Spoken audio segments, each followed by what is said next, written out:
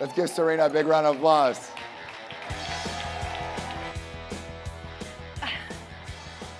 So Serena has been my most loyal Australian client.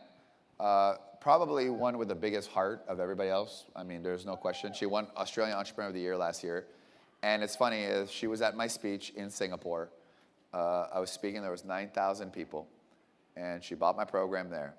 And tell the people, what is it that they said about me when you bought it? Is that, you mean the people that were messaging me when I said that you were there? Well, I had a couple of friends, from all different parts of the world, that said, you know, what are you looking at JT Foxx for? You know, he's a scammer or something like that. And I'm like, what? And I went on Google and researched him, as you do, but usually I do it after I buy something, but I did it before this time. That's the way to do it. And of course there was, you know, the normal bullshit that's out there that they put about people. And I thought, well, I like to make my own decisions about people. So I made the decision before anybody had even moved. He hadn't even said the price or anything yet. I went straight to the back table and signed up. And I've actually been doing that here as well a couple of times. Because if you really like something, price isn't, well, it is important sometimes, but usually isn't important.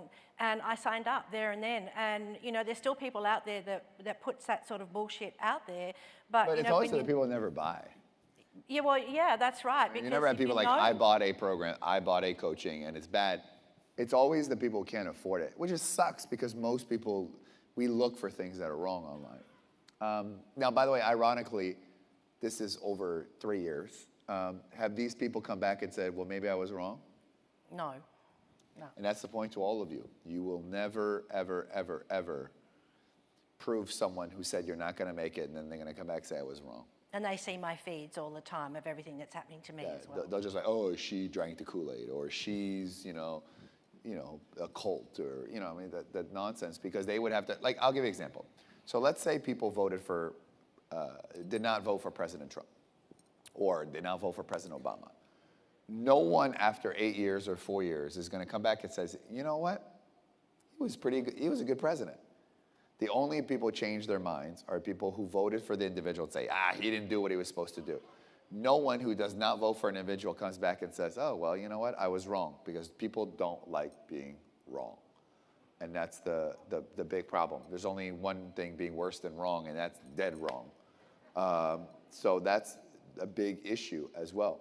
I like Trumpy, by the way, even what? before. I like Trumpy as president. Because he's different and he does things differently. You know, I didn't expect you on topics. The problem, many of you internationals don't like Donald Trump because of, here's my problem. If I listen to CNN, I get one view of the world. If I listen to Fox, I get another view of the world.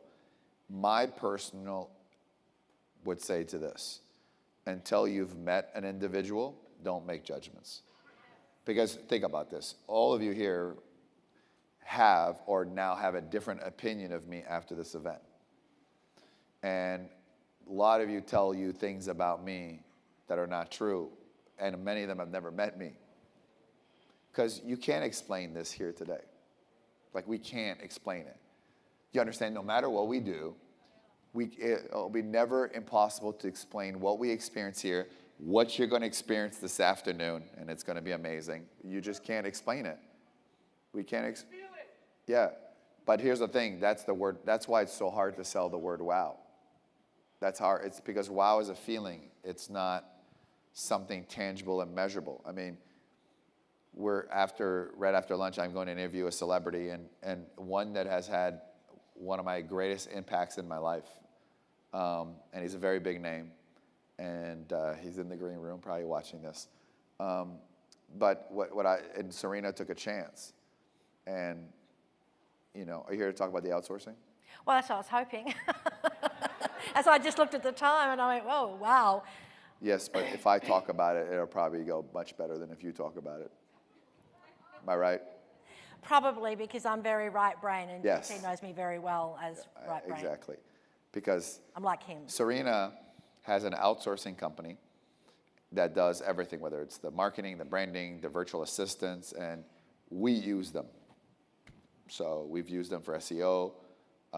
In fact, our magazine person that we initially went through screwed us, and we needed it done, and it got done in a week because of Serena's people.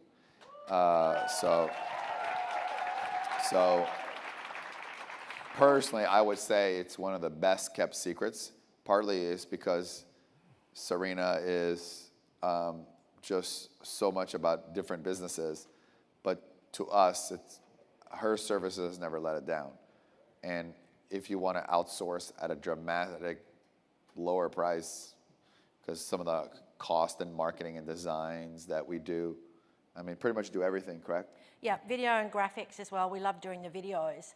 And when they talk about what's the difference between yourself and your competition, you know, it's really hard in the outsourcing business to say what your difference is because there's so many outsourcing companies. But the thing that you don't know about most of the outsourcing companies is some of them, they've got a website that represents themselves, but it could be one person working at home who can come up with, you know, many problems as to why they don't finish your job.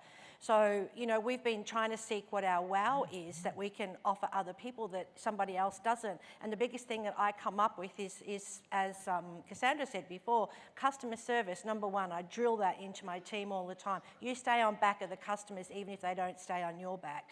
And speed of implementation. So they're the two biggest things that we implement in our business to keep that difference. And then the third biggest thing is me, because I get to meet people and understand their business because I'm in amongst you all the time, and therefore I can then help make sure that the job gets done sort of more effectively. Because outsourcing, I mean, I will tell you this, having paid for a lot of people, it's 80, 90, sometimes 95% off of what I would pay. And it's also sometimes much faster to get things done, which makes a very, very big difference. The problem is that most outsourcing, you have language barriers, issues. Yes. That's the number one issue. And by the way, here's a little secret. Our head, I'm going to put this out there, our head IT person, graphic designer, website person works for us full time. He lives in Pakistan. So our head Francis person that does not enter office in Florida is actually in Pakistan, and he's been with us for 4 years. He must make a lot of money because he comes to America 4 times a year. I tell Francis, what do we pay him? He keeps coming to America. It's an expensive flight. But it just goes to show outsourcing is possible.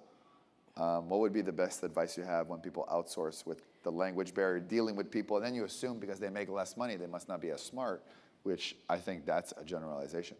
One of the things I want people to really understand, because there's a lot of people out there talking about outsourcing, or they're representing an outsourcing company, and they make out that everybody is similar to maybe what's in your own country, you know, with the language and all that. And it's not. You are dealing with third world countries in some sense. English is their second language. I have an office, a fully blown office with employees, and they speak good English, but there still can be that misunderstanding or misinterpretation of something that, you know, can be said. So I like to try and make sure that the expectations is not up here, that it's where it needs to be, so that then they can blow you out of the water when it goes higher, rather than just have it right up the top all the time. Does that make sense? Yeah, you know, I've known Serena for a long time. I believe she hasn't talked enough about her outsourcing company. In fact, I don't know if Francis said to you, if you want me to buy it, I will buy your company. So, or I'll be partners with you because it's a great service. I thought we were talking about that next Oh, week. we talk about it right now? We talk. Top 1%. Pardon me? Oh, we are At going to top talk about it. 1%, Oh, yeah. wow. Yeah. So, I mean, whether I buy it or not, it's irrelevant. We use it. And I don't like sometimes giving endorsements of stuff like that. It really works. And how do I know? If it wasn't for her, that magazine never would have been done. Her people made it happen. Give Serena a big round of applause.